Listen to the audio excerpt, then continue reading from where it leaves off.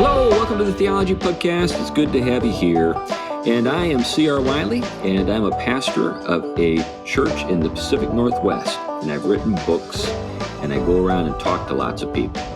That's enough about me. Why don't we kick it over to you, Tom, and then Glenn, and then back to me, because it's my day.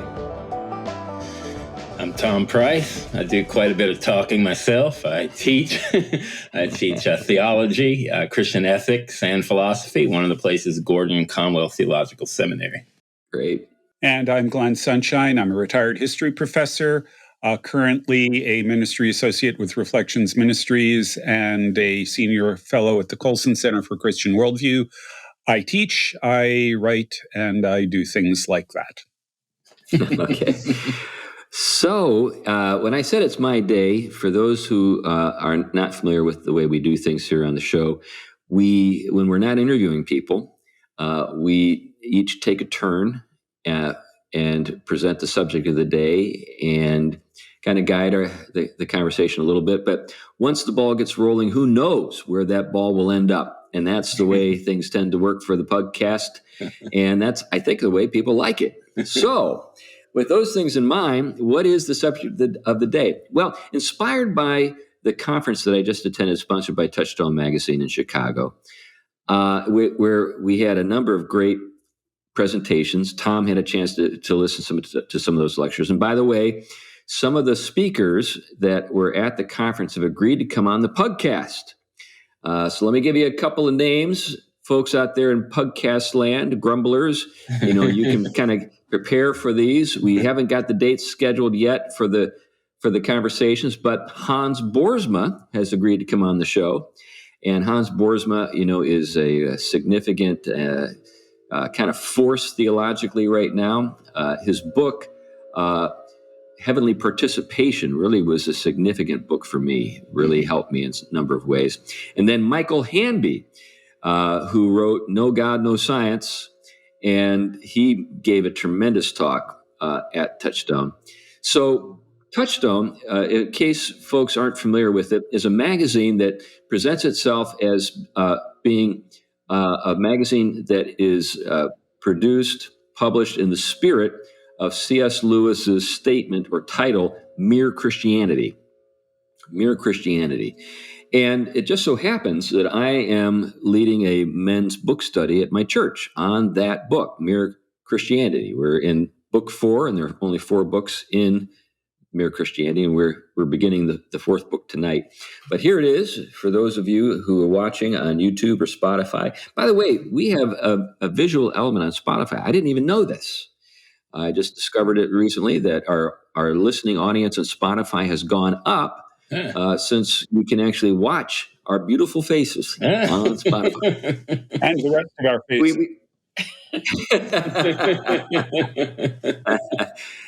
So now the term Mere Christianity is a reference to kind of the core of the Christian faith that all Christians share in common. I guess that's one way to describe it. He describes it as well using this image. It's kind of the hallway that all of the various, subcategories of Christianity or denominations, or however you'd like to put it, their rooms are off of the main hall. So what he wanted to do with the book, and it was actually originally based on a set of public addresses that he gave on the BBC during World War II, which is just fascinating to think about, considering the content of those talks. But what he wanted to do is present the case for Christianity, you could say, in a very, I think, accessible way or manner, and at the same time, introduce people to the riches of the Christian faith and its depth, which, not many people can do. Not many people can make something accessible and yet deep, but C.S. Lewis was one of those people. He could do that. Chesterton is another person like that. And maybe we could have a show on that theme someday, who are the great apologists who are both deep and accessible.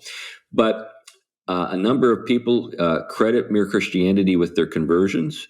I think Chuck Colson said that Mere Christianity played a big role in his conversion. Is that right, Glenn? Yes, it is. When charges were being filed for Watergate, he went to a friend's house, and the friend introduced him to Mere Christianity, and that was absolutely critical. That was really the thing more than anything else that led to his conversion.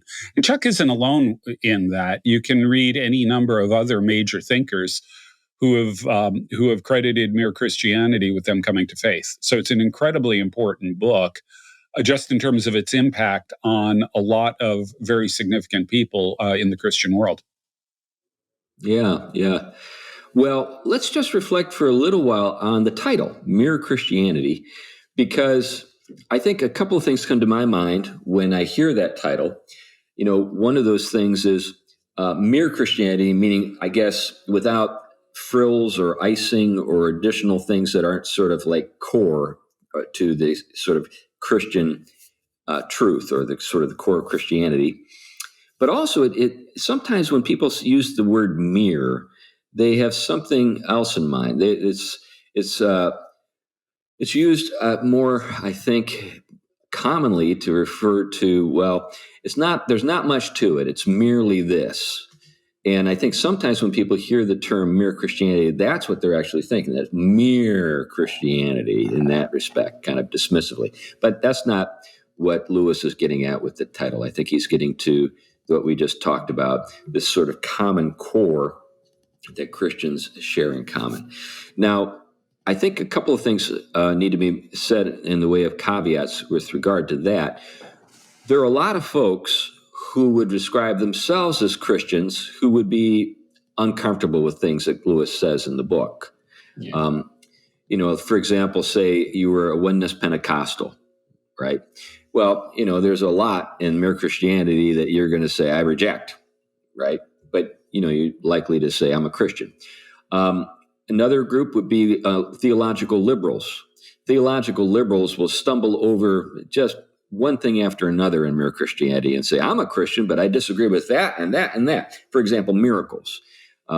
Maybe liberal Christians today, in a weird way, are more open to the miraculous than they were maybe 30 years ago. But certainly, when it came to, the period in which Lewis was writing, people who were theologically modernists, maybe that's another way to put it, had rejected the miraculous. And Lewis gets into the miraculous very straightforwardly in Mere Christianity and essentially says you can't have Christianity without it.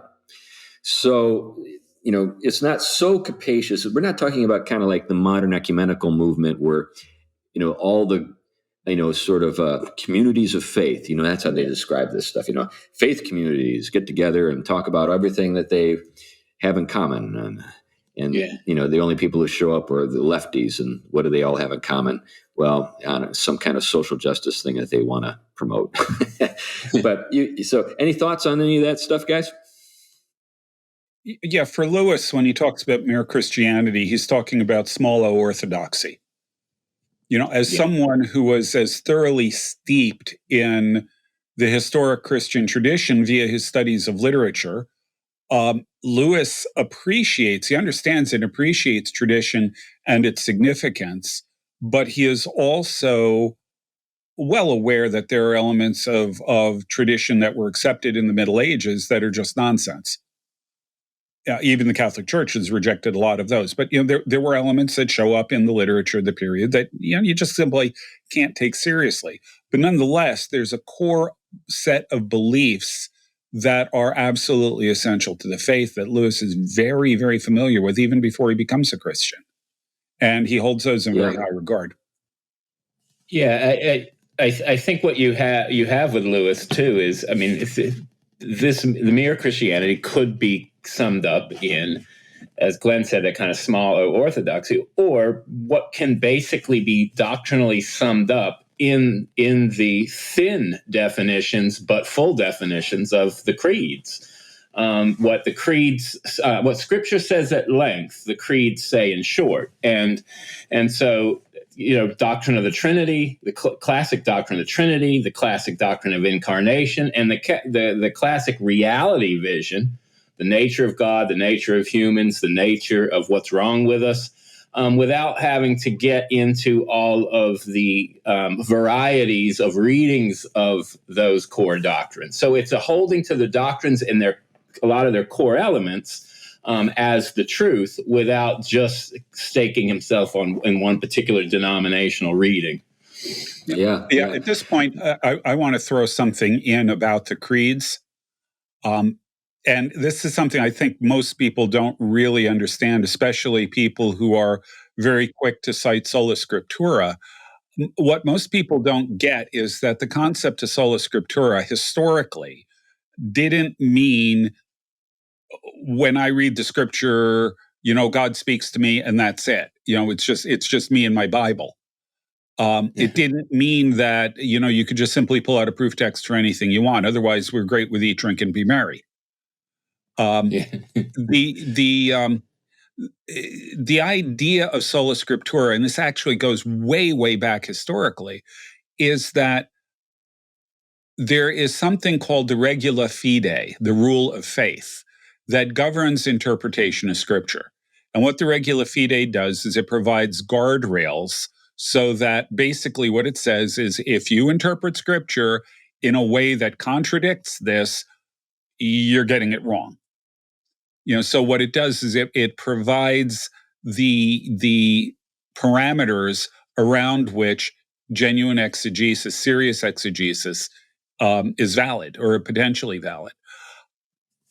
The creeds do not have authority themselves. They've got a derived authority because they are accurate summations of scripture properly exegeted. And therefore, if you interpret the creed, the scriptures contrary to the creed, for example, with Oneness Pentecostals, you're getting it wrong. Yeah. If you reject the virgin birth, if you reject the resurrection, if you reject, the Trinity, any of these kinds of things, you're getting it wrong. You are not reading the scriptures accurately.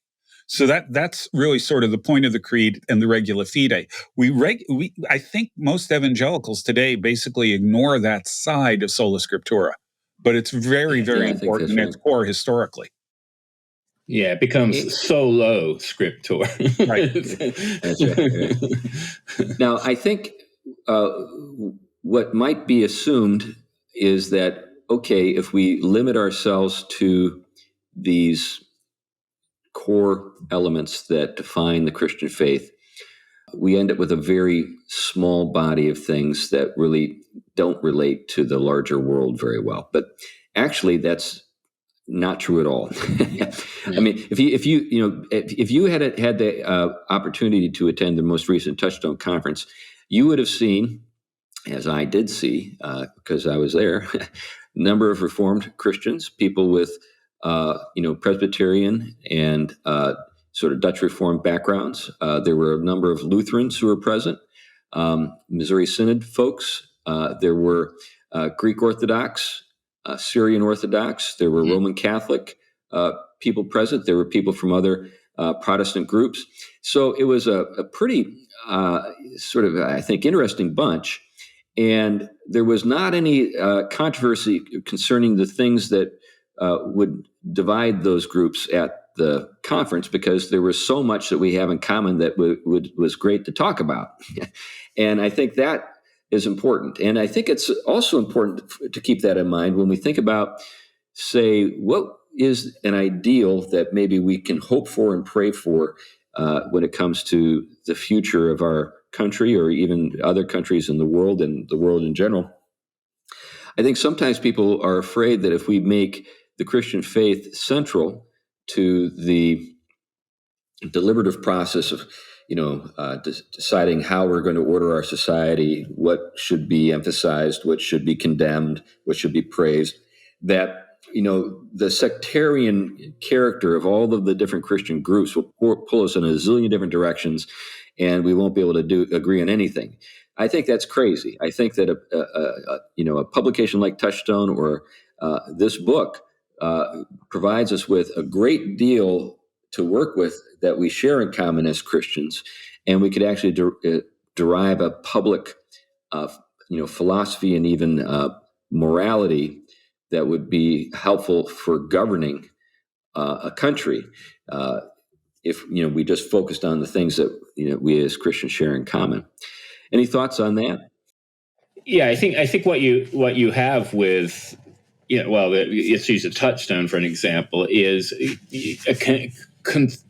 Christians committed to through their strand of Christianity the Christian vision of things, and they see a common problem we all face is the radical erosion ethically, morally of society, especially as it has moved far away from any strong Christian influence on culture, to where we are all sitting in a similar boat that is sinking very quickly with holes in it. and while we're spending all the time saying, oh, you're not a Christian or you're not a Christian, we are actually ignoring the fact that we are in that boat and we are sinking. Those debates are important and significant, and we do need to continue to debate the best ways to understand redemption, salvation, eternal life, passionately. But on the other hand, as Lewis is hitting, like one of the topics he will hit, which we'll probably get to, is that materialism has basically began at this time encroaching into public, almost to where it was becoming the common assumption, definitely in the academic world, starting to spill into wider culture, to where if we didn't begin to draw off of what we did hold in common as Christians about creation, about the creation, the creator-creature relation, and the problem, then we were going to be sinking continuously faster and faster, to the point that influence is going to almost be gone, and the problems that arise from that influence being gone, we're actually seeing today. And so we, like Touchstone, they're trying to retrieve that richness of what is shared in common, recognizing the differences, but utilizing those differences actually to be different points of light to kind of fill in a full picture rather than everything being conflictual. So I don't know if I said that well, but... No, I think you're absolutely right. Glenn, do you have anything you want to add to that? Yeah. Personally, I think denominations get a bad rap. We talk about unity, and how important unity is scripturally, and we lament the divisions that are in the church. And I agree with that, but I don't think denominations per se are the problem. Yeah. Because the fact is that different people have different temperaments and find different forms of worship suitable for their needs. There are some people who really, really love high liturgy.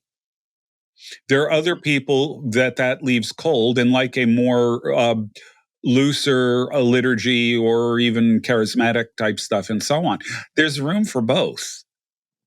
Mm-hmm. The problem comes when we start throwing rocks at people who don't do it our way. And I think the beauty of Touchstone is the emphasis on mere Christianity. If we would start emphasizing the things we have in common rather than the things that divide us, things would go a lot better for us. I keep thinking of an oar-powered ship. If everybody is on the oars and is pulling together, it works pretty well. If they're using their oars to beat up on each other, you're not going to get anywhere. Yeah. And that all too often we end up beating up on each other rather than recognizing the fact that the stuff we have in common is far more important than the things that divide us. I think on that note, sorry, I don't want to just hog the air, but I just while it's fresh, is one of the things I did notice. You do notice is, I mean, as someone who has strong evangelical Reformed, yet also connected to the richer tradition of Christianity, the way I would see what I do. A critique, for example, that has been very strong, that has grew out of the Vatican II, the prior to Vatican II scholars like the Nouvelle theologians, which went back and looked for places at which things started to go wrong in Christianity that caused a lot of the divisions that we suffer from today. And as they started to trace the doctrine of God and then the changes of that in society, and then the breakaway from realism and the issues of nominalism, and the way in which Protestantism also, while trying to slow down some of that, also sped some of it up. That's good for me as a Protestant, because maybe I don't agree with that whole interpretation, but I need to go trace those steps and find out what places did we contribute to some of the fragmentation that has led to secularism that was not consistent with what Christians have held across time. Maybe all the Christians before were wrong, but I need to make sure I follow those steps before I can stand here and make such a claim. And I think that a group like this allows a context of mutual charity to take place where we can critique each other's traditions without having to become, lose that charitable disposition. Anyway, That's good. Yeah, and I think a couple of thoughts at this point come to mind. One is that divide and conquer was a strategy that the Brits used to build an empire. and I don't mean to sort of imply that they're Satan, but Satan certainly has done the same thing. In the sense that the divisions that have, sort of become calcified or sort of become almost unbridgeable within the larger Christian world when it comes to being able to promote mere Christianity broadly, has left a wide open, space for secularism and materialism to fill. And essentially, at this point, it seems as though they're in their mop-up operation. We've completely cleared the field, and they're just, chasing us into our homes and killing us in them, so to speak. So there's that. I think too, something else to keep in mind in all of this, and Lewis brings this up in Mere Christianity, is I'm not trying to present Mere Christianity in a utilitarian sort of way to further some public good. In other words, the Christian faith is not true because it's helpful for establishing a good social order. It helps to establish a good social order because it's true. And it is something that you pursue for its own sake. And as you pursue it for its own sake, all these things are added to you as well. Seek first the kingdom. You know what I'm getting at. And, Lewis in Mere Christianity talks about people who abandon their pursuit of heaven and in so doing become useless to the world. And he notes as well that the people who were the most serious about their pursuit of heavenly things were the most useful in their time and in their times and in their places. And so I just want everybody to know that I'm not trying to promote mere Christianity because it's useful. Anyway, let's jump into it a little bit. The book starts off with a discussion of natural law, but he goes about it in a way that really is disarming. If you use the term natural law, not only will secularists put up their guard, but many Protestants will. Yeah. This is one of those weird things where it's like, we've joked about this a little bit, and Ken Myers told me this joke one time. He said, if there's one thing that serious Reformed people and secularists are on the same page with, it's Christmas is a bad idea. Yeah, I often say it's very, very similar with the denigration between postmodernity and reason, but we can get to that later. But getting to this is that if you say natural law, I mean, obviously, all of the positive law, secularists will get up in arms and say there is no such thing as a natural law. But that's where Lewis starts, and he starts off in a very, I think, common sense way, which is, I think, the way natural law is supposed to be kind of promoted. Is this is kind of common sense? This is the way things are. But he starts off with the fact that people, when they're pursuing their own interests and find other people harming them in the process, they'll say, that's not right. Though that's not right. You should behave this way and not that way. So, for example, you should not cut somebody off in traffic or flip them the bird or things like that. You when you do these things to people, or when these things are done to you, you argue from the standpoint that there is a real right and wrong in the world, and it's not just simply a social construct. It's not just simply you asserting your interest, but you're making an appeal to something that's real. And because of that, because that's the way things are, at the moment that you undermine that, you undermine the ability for people to make moral arguments of any kind. So, as Lewis says, this is indicative that we live in a morally ordered world, and this is a clue that we can follow to understand the meaning of life. So he starts off in a way that would be kind of accessible and understandable to just about anyone. For example, he says this is even something that children do in the playground when they say, no fair, no fair. So little kids as young as 4 and 5 and 6 years old are making profound moral arguments in the playground when they say no fair. Any thoughts on that? Yeah, I'm struck by the connection between this and the appendix to the Abolition of Man. One of the things he does in the Abolition of Man, he talks about natural law in terms of the Tao. And he says that, people argue against this by using cultural relativism. Different cultures, think different things are right and wrong. And so how can you possibly know which one is correct and so on? His response is essentially, well, wait a minute. When you actually take a look at these cultures, they're not as different as they seem to be. Mm-hmm. He uses the example of monogamy versus polygamy. And what he says is, what these laws tell us is a man can have one wife or many wives, but he can't have just any woman he wants. Right. Or murder. Every culture has a prohibition on murder. They just differ on what it means. Mm-hmm. There are always some people you are not allowed to kill. Right. And so on. So his point is in that appendix, the point is that the cultural relativist argument doesn't really hold, and that when you take a closer look at things, what you will find is that there's a remarkable degree of commonality between all of these various moral codes. So the details differ, but the core principles are the same.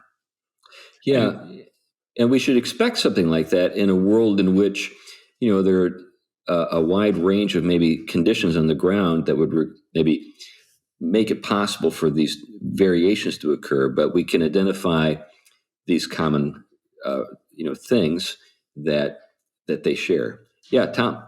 Yeah, and as a Christian, it makes sense because the reality in which we enact our creatureliness is ordered, and because it is ordered with distinct kinds of things that have different essences and we have different relationships to them, there are going to be different consequences if we relate to those things that is out of accord with the nature of what those things are for. So there is built into the fabric of reality a kind of distinct forms and distinct purposes. And when we're connected to that in an improper way, there are going to be those consequences. That's part of what creatureliness is all about. I mean, you see it from Genesis and the fall and from thereafter. So yes, thorns have grown.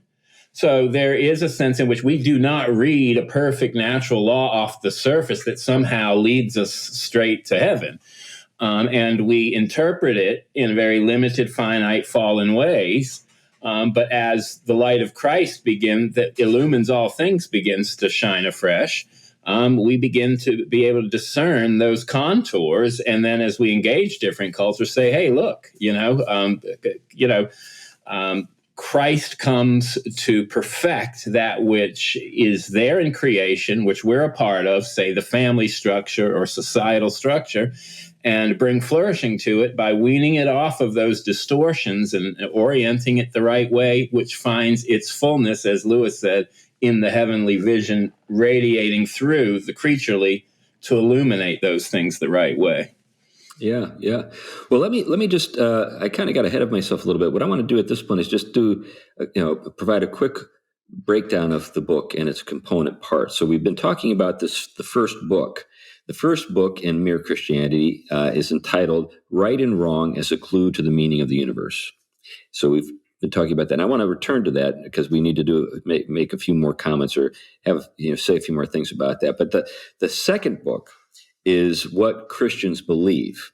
So book one, dealing with the moral law. The second book is dealing with particulars of the Christian faith. And then book three is Christian behavior.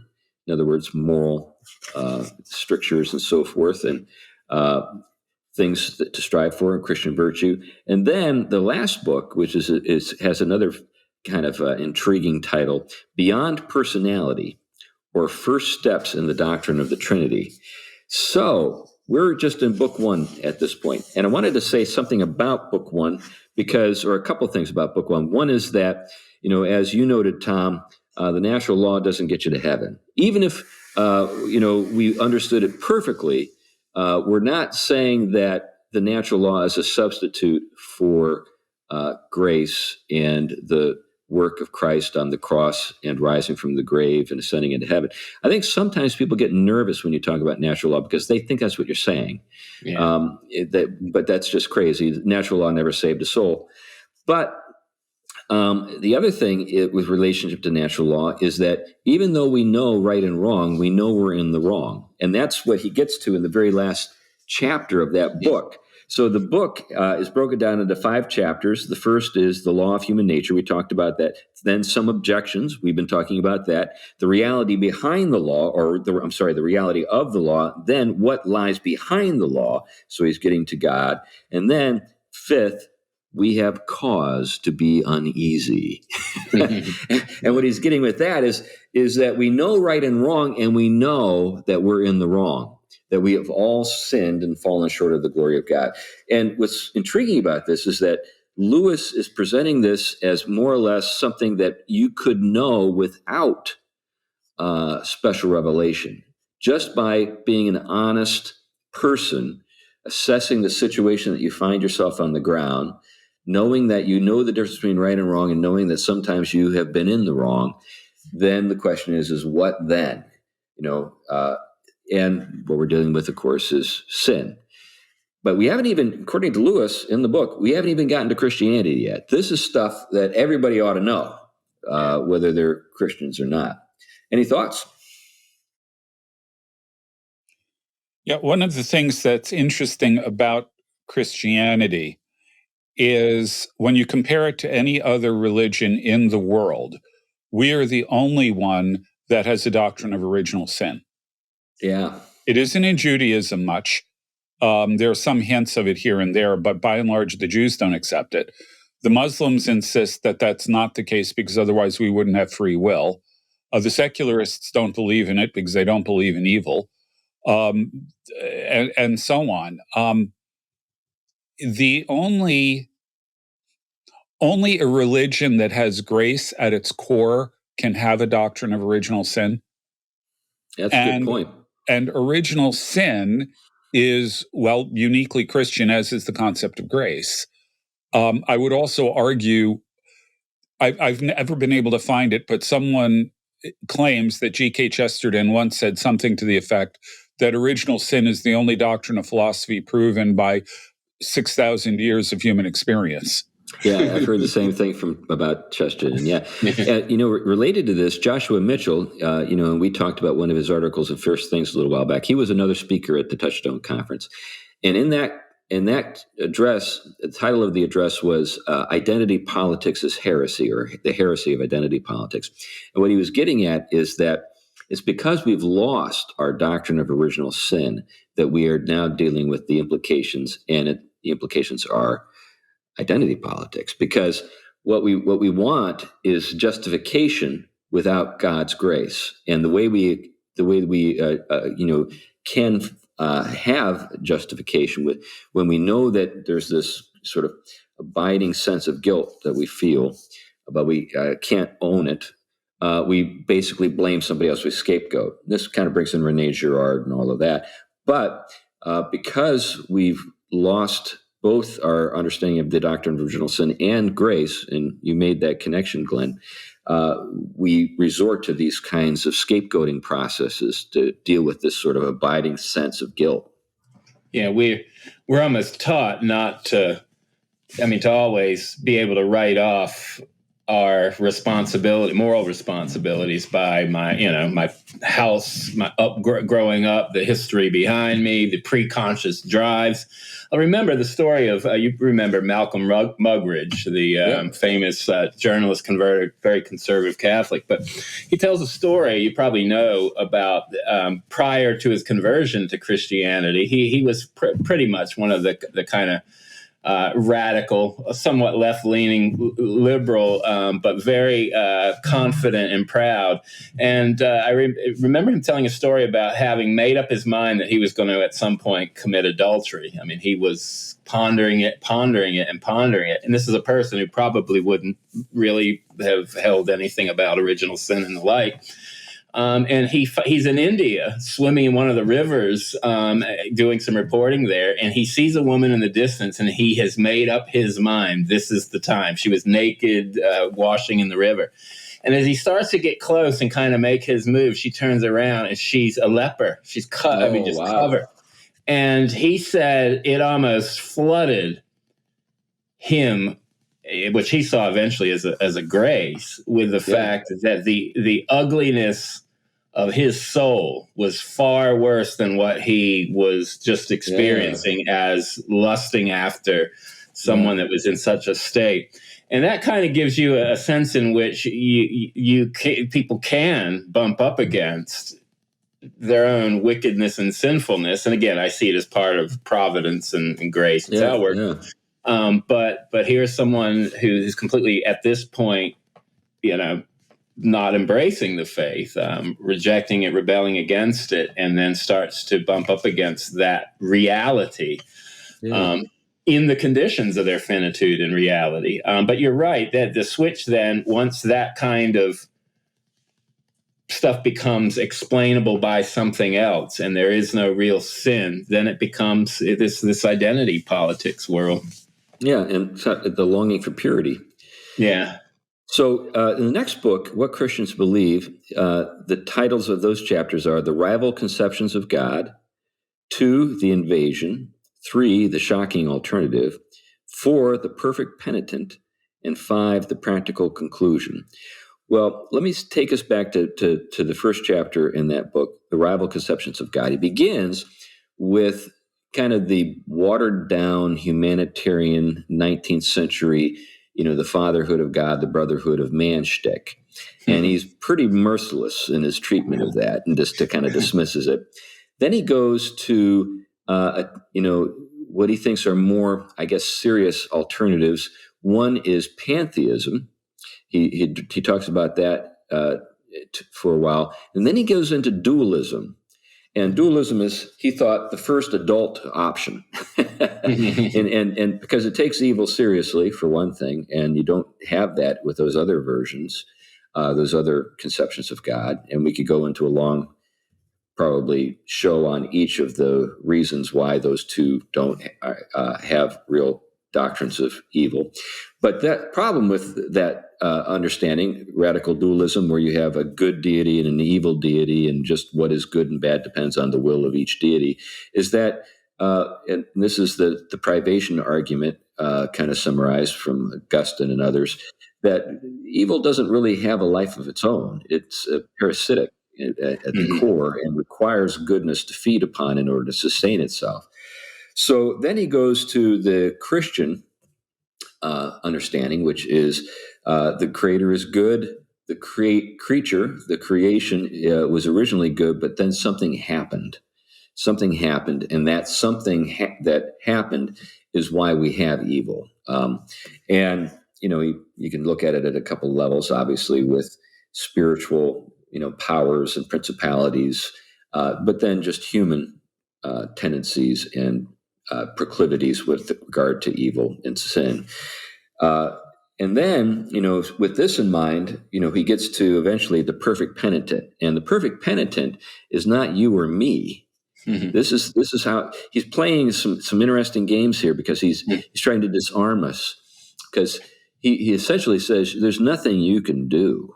This is where I think, Lewis, throughout the course of the book, tries to be sort of fair and give everybody their space. But I think that, in a couple or in a few places, you come to see that Lewis does have a kind of reformed outlook with regard to the very fact that he began with the natural law. I think is kind of indicative. And I think what you'll find, I found surprising as I've studied the history of theology is that language could be utilized and used from Orthodoxy, classic Roman Catholicism, not the kind at the time of the Reformation.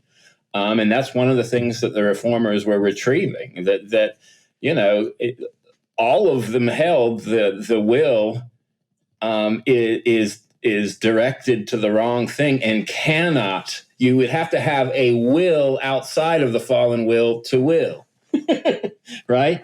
The difference would be the way the will directs the intellect, and that's a whole nother show too. But I think so what you're getting here is that no matter how much of the truth you're able to see, you could even be presented the gospel and say, oh, I need that. But there's nothing you can do there, because you can't be the will that frees your will. And I think that's where the primacy of grace in the primacy of Christ is classically Christian. And it's actually heavily Augustinian. Yeah. Particularly, that's the whole tradition. Yeah. And this is where he goes with the perfect penitent. Christ is the perfect penitent. He's the one who fulfills the law, but also suffers the consequences of the law. And so, in a sense, he's done the repenting for you. In other words, he's done everything that's necessary for our salvation. And then the question is well, how? And this is where he gets to, where he goes in this last chapter of this book. How do we participate in that, or how is that applied to us? And this is where, prepositions, in the New Testament are so important, or why they're so, you got, with, you got for, you got in. So, we are in Christ. Christ died for us. We've been raised with him. And according to Luther, we've even got under, but I haven't yet found them. Just kidding to my Lutheran. But anyway, so at this point, we're talking about, okay, you're a Christian now. You trust Christ to have done what needed to be done for your salvation. And then what follows is the next book, Christian Behavior. Let me read the titles of the chapters from this one, and there are 12, by the way, which I think is an interesting number to use here, particularly since he doubles up something at the end. So he talks about the three parts of morality. He talks about the cardinal virtues.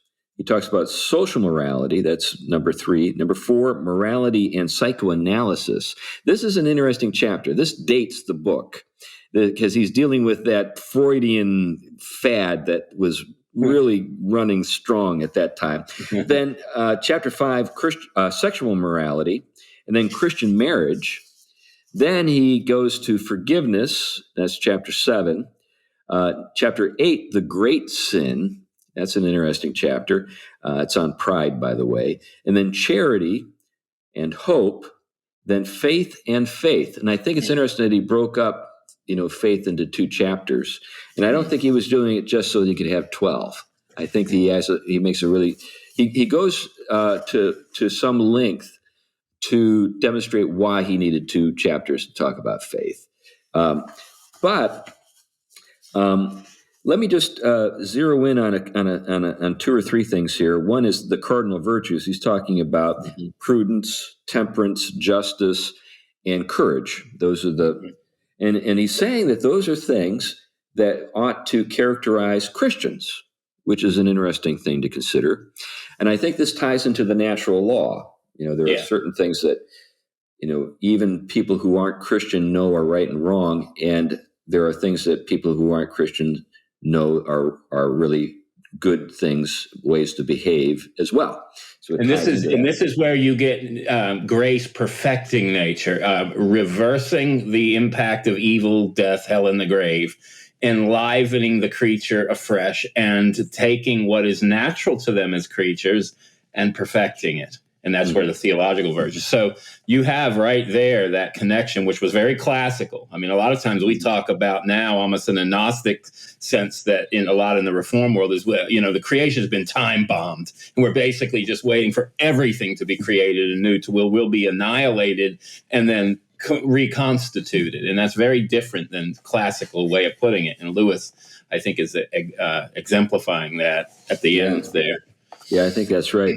Now he goes to social morality, and so he's dealing with kind of the personal and then the social, in that these both are things that follow from the Christian doctrine of salvation. I'm not going to go into morality and psychoanalysis. That's an interesting chapter to think about if you're into trying to think about how Freud was distorting our understanding of the soul at that time. But that's almost like passe. But then he goes right into sexual morality, and I think that's interesting. So he notes that there's something particular about sexuality that has gone wrong. And this, again, is an Augustinian insight, but I think just at a practical level, it's almost impossible to deny. I mean, particularly in our world today, where we just see all kinds of insanity around us. And then from that to Christian marriage, and he defends a very traditional hierarchical understanding of Christian marriage. And he says right up, I know I'm going to offend a lot of my readers. So this is 1943 or 44, 45. And even then, the egalitarian streak in sort of Britain and so forth was evident, that he felt like this was going to be hard for some people to swallow. Then forgiveness, and that's a chapter that's a fascinating one to reflect on, because in that chapter he defends the right of the state to capital punishment and to war. Mm-hmm. At the same time acknowledging the importance of forgiveness, even so. So in other words, it's like that scene in Oh Brother, Where Art Thou? You remember Oh Brother, Where Art Thou? You got the three convicts on the run. It's a Delmar. They go to the baptism. There's and Delmar is just, he's kind of the guy who's kind of considered, he's treated like the dummy. And so he sees the baptism being conducted. He's moved. He goes down to be baptized. He comes up out of the water. He says, I've been forgiven of all my sins, including that Piggly Wiggly I knocked over in Yazoo. And then, as C. Everett McGill says, I think it's Everett says, I thought you said you didn't rob that grocery store. And I said, well, I lied about it, but I was forgiven for that too. and then he says, ain't nobody got nothing on me now. And then Everett says, well, Delmar, the Lord's forgiven you, but not the state of Mississippi.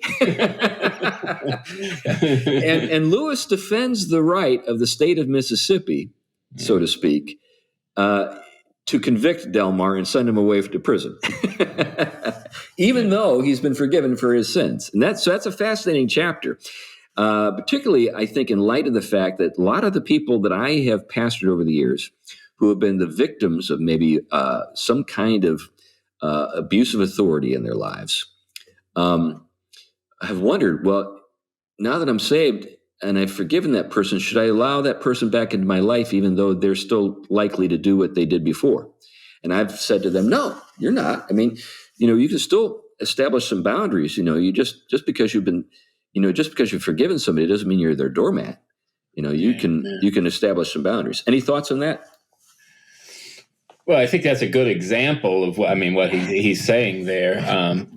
Just because someone has found forgiveness and sought out, the forgiveness of the family, that they murdered their daughter, doesn't mean, therefore, that they should, not have consequences to what they did. There's something, I mean, this is something Christians always wrestle with, how to figure out the fact that Christ dies for our sins and the sufficiency of that with God, but also how to continue a social order that still, until that kingdom comes in its fullness, and that's the consequences are fully done away. The temporal consequences of sin are fully done away with, that this order still continues in some sense. I think what Christianity brings to it is, elements of recognizing that when this is carried out, it is often a loving thing to be done. It's kind of like disciplining your child. It's not an easy thing always for a Christian to do, but it is part of the moral next step. They shouldn't be unjust, right? But there is nothing wrong in letting the kind of justice take its course. Yeah. You mentioned Chuck Colson before as an example here. He was going to be charged with a number of things under Watergate. And after he became a believer, he went to the prosecutor and said, I am not going to plead guilty on these charges because I did not do those. What I did do was this, and I will plead guilty for that. Yeah. And the prosecutor said, basically, well, that was easy. But this is, Chuck knew that he was forgiven, but he also knew that as a matter of integrity, which God expects of us, he needed to do this. Yeah, this would be, I think, probably under the rubric of restitution. So if you've committed a crime, his restitution in one sense would be to suffer the consequences of prosecution and condemnation for the crime that he actually was guilty of. Right. Yeah. So now he proceeds here after forgiveness to the great sin, and he's got some great thoughts on that. And as I said earlier, I believe it's a sin of pride. Goes to charity, chooses to use the word charity as opposed to love. And by the way, I think that is a move that I'd like to see more people make because of the confusion surrounding the word love in our society. Yeah. Then he goes to hope, and the chapter on hope is where he addresses the subject of the human longing for what can't be satisfied in this life. And he says either we're completely deluded or we're actually, dealing with evidence for the very thing that we're hoping for, because every other thing that we have some longing for, we have some legitimate way of satisfying that longing. And then he breaks down faith into two parts. And in those two parts, he's referring to faith as the content of the faith, sort of the intellectual content of the faith in one chapter. And then in the following chapter, he's talking about trust in the sense of trusting Christ. Fiduci, fiduci. Yeah, right. Yeah.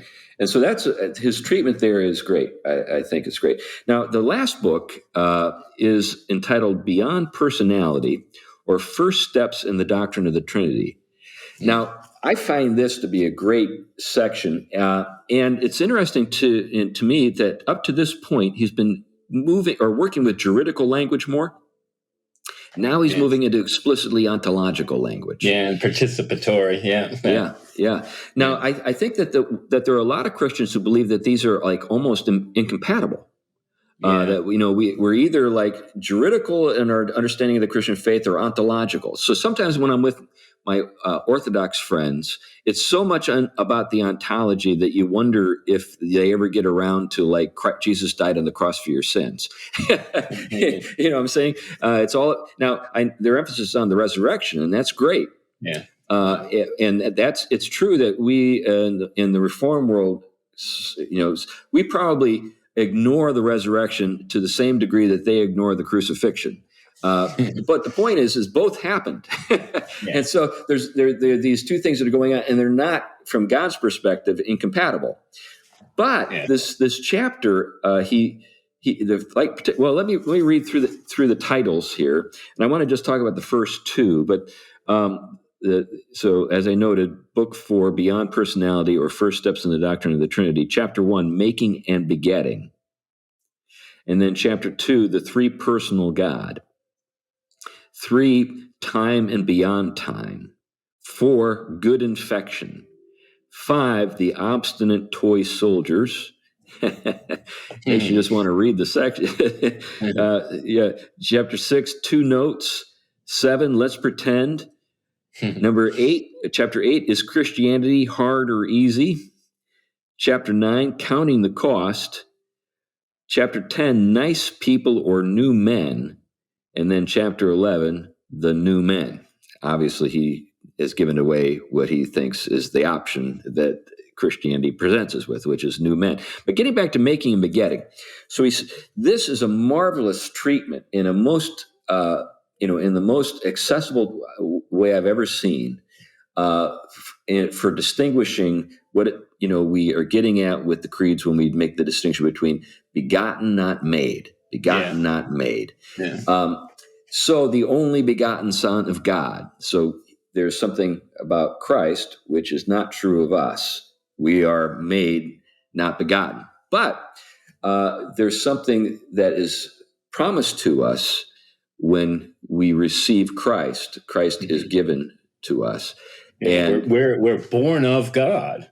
Right. Born of God. Again, born of the begotten may be another way of putting it. It's very interesting. Yes, we are created, but the life we have is born of the begotten. Yeah, and he gets into the difference between bios and zoe, and does a lot with that.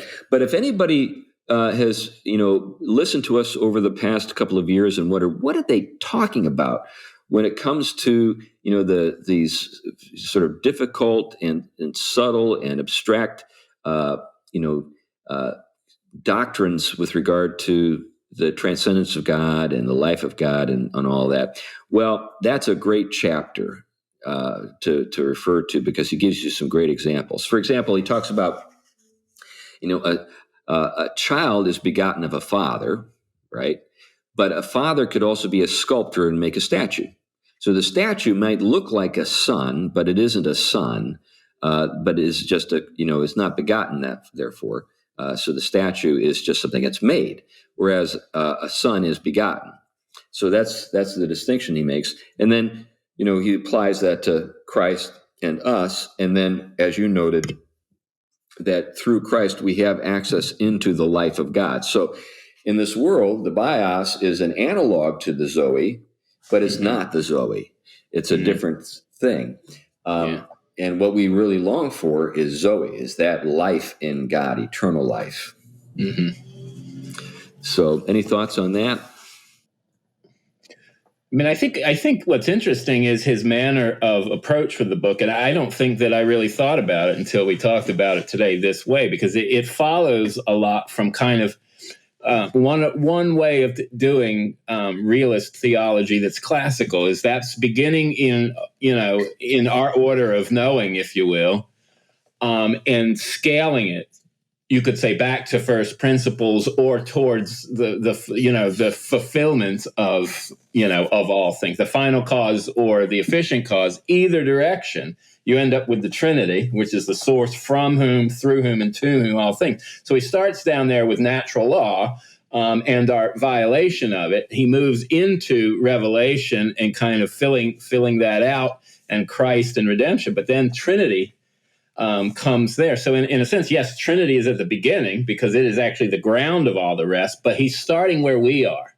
Right. He's starting in the order of knowing, not that the order of being isn't present there, because it is. That's what's leading you to the Trinity. And so Christians often fight back and forth. Well, we're starting with the order of, the Trinity and unpacking everything. And you're starting with the order of knowing, and you think you can climb that ladder. But the relation, when you have when the efficient cause is the same as the final cause, when the source from whom all things are is the same to whom all things, you can do either. That's what the medieval world was constantly, I think, trading back and forth between someone, like Anselm versus someone like Aquinas or some of the others. And I think Lewis brilliantly picks one of those and develops a whole work from it. Yeah, it's great stuff. And I would add that in speaking to the modern world, you have to do it that way. Yeah. You can't start with ontology. You have to start with, one of the basic rules of communication is you got to connect before you pull. Yeah. You've got to find the you've got to find a point of commonality that you can then build from. And, when you're dealing with God, in a sense, it doesn't matter where you start because he's the source and ending of all things. So starting, you can start with the end and work back to the beginning, or start with the beginning and work to the end. It doesn't matter. Yeah, and I think realism almost, to make sure the picture is realist rather than the planting of a worldview it's an ideal interpretation of reality, means that we have to start with being as we are part of it, because we aren't God. We can't start with God's knowing of all things. Yes, we have revelation, we have an invitation in, but that's an invitation that is broken into our world and brought us into it.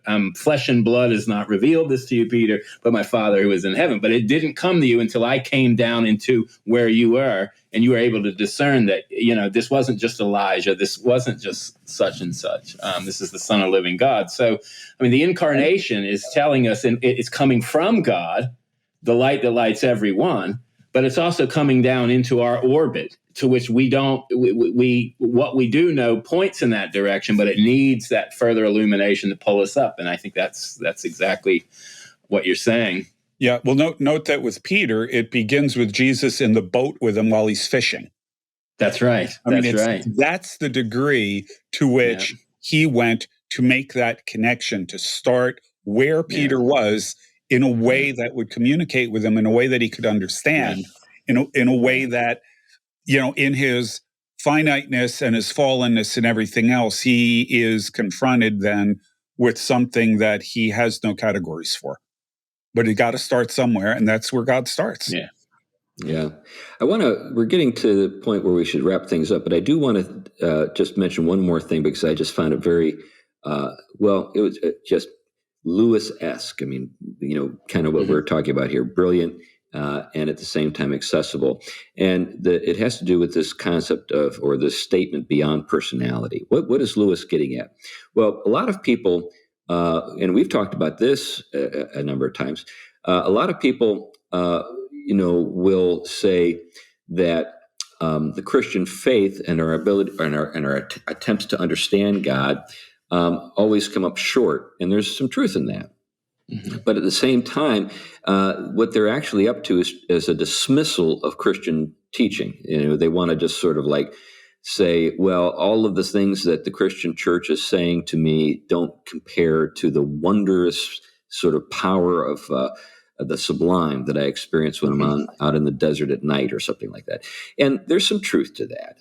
But what Lewis does is he says, well, he starts off with the fact that, you're just one person. And with the Christian faith, what we have is like a whole history of a bunch of other people who have been thinking really hard about this and have experienced God too. So who are you? He kind of humbles you that way. And then he gets into this, he uses this as a segue to get into to the notion of transcendence. So this is his way into transcendence. It's fascinating. Yeah. He uses the objection that people have to organized religion to get into transcendence. And he says, when he talks about beyond personalities, what he's getting at is that God just isn't the biggest thing around, but that God is outside.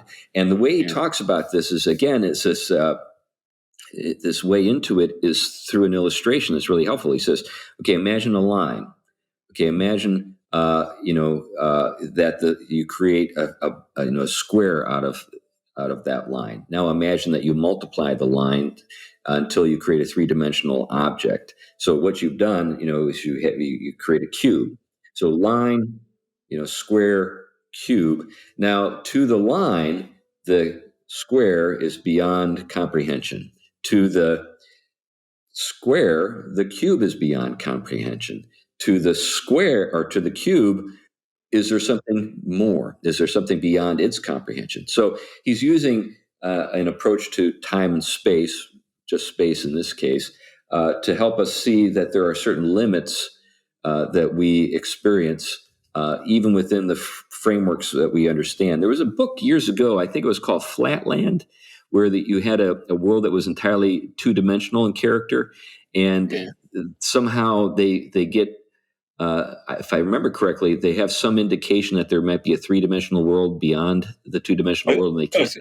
A sphere arrives and it passes through the plane. So you get the circle appearing on the plane that gets progressively bigger and then gets progressively smaller and disappears. How are they going to understand this? Right. It's a great illustration of the limitations of a particular sort of framework of thinking.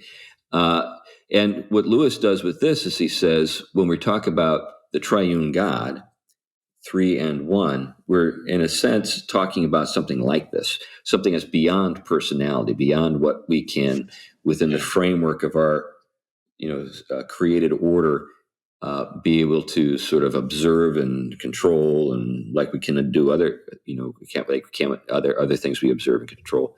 But this is something that we can have some intuition of, we can intuit something that is the case, but we can't grasp it fully. And he says that the life of the triune God is of this character. It transcends. So one of the things he's getting at, I think, by this is he's saying the Trinity itself, even though it intersects with time and space, is beyond time and space. It transcends. The doctrine of the Trinity itself provides a means for the immanent presence of God, but necessarily because God is transcendent as a triune God. Yeah, I have a friend of mine who was a theologian, now passed away, John Rankin, used to say that Yahweh Elohim is the only thing that ever shows up in human intellectual history, is the only being that is beyond space, time, and number. Mm. Well, number ties directly into this. Yeah, well, and the verbal aspect of that Hebraic, this is what the early Hellenic Christians picked up to. Its metaphysical implications. This is what led them that in the naming of God, the self-naming of God is where you as I am, or I am that I am, or I am what I am, however you're working with it. The verbal aspect of that name is the self-existent one. There's no way really of getting around it, because God is not making a connection in this naming to anything creaturely. There's nothing creaturely there. This is I am, if you will, and this is kind of ego eimi in the New Testament. Before Abraham was I am, right? This is as ontologically full as you can get, and that's the self-naming of God, right? So, and as we begin to understand the way naming works, this is what earlier Christians understood too, is that naming and reality this is why to blaspheme the name of God or say something in the Lord's name in vain is bumping up against the kind of reality that's bound up with the name. This is why if you do something in Christ's name, the name and the reality oriented the right way are so connected. And what you have there, I even forgot where we were going with this. Well, we're talking about transcendence. And the transcendence. So you have in this naming, the very naming, self-naming of God, the transcendent as the self-existent one, but then with the Trinity as it depicted, especially in John's Gospel, as prior to the created creature relation. In the beginning was the Word was with God, Word was God, right? So that kind of, you're given a glimpse into this transcendent realm that the only way we really have familiarity with anything is it's the light that lights the whole of creation. Creation is open to that transcendence because it doesn't have self-existence. It owes everything it is to that one that isn't a part of anything else in creation. So, this is where I think some of the beauty and riches of what we have shouldn't be held behind a bush, but should be out there, not under a tree, but out in front. Yeah, I think this is a great point to end the conversation with, because Lewis makes that very point in this section, in this book, book 4. He says, when he begins the fourth book, he says, I have had a lot of people tell me I shouldn't go where I'm about to go here. They say, just give everybody just plain practical religion and leave the, ontological, metaphysical stuff to the professionals. And he says, I'm not going to do that. I need to go. I need to do this. And, I think it confirmed, we have confirmation of that with our own show. We've not tried to dumb anything down. We've dived into deep topics, and the feedback we get almost weekly from all over the world is that that's why people like our show, is that we don't like, we spend time maybe defining terms and trying to connect with folks, but we don't think that the riches of the Christian faith are of such a character that only certain kinds of eggheads should be able to enjoy them. But they should be there for everybody to enjoy. Yeah. Well, anyway, why don't we just wrap it up with that? Thank you for listening to the Theology Podcast and making it to the end of another show. As I noted early on with the introduction of this show, we've got some great guests in store, and I didn't even talk about all of them. But at the same time, we enjoy talking about topics that we each introduce to each other. And if you have an idea for a topic, occasionally we'll get those by email, and sometimes we even talk about those things. And if you'd like to make a suggestion along that line, we'd welcome it. Also, there are folks who support us on Patreon. We have 23 patrons now. And we actually have some of those folks who have said they want to kill Rousseau. And we're glad for those folks. And they give us a good amount every month, and we're grateful. And but whatever people give, we're grateful for. And we have people who support us through the Fight, Laugh, Feast Network, and other people who just reach out to us and give in other ways. So thank you for all of that. And with all of that said, we'll talk to you again next week. Bye-bye. Bye. Bye.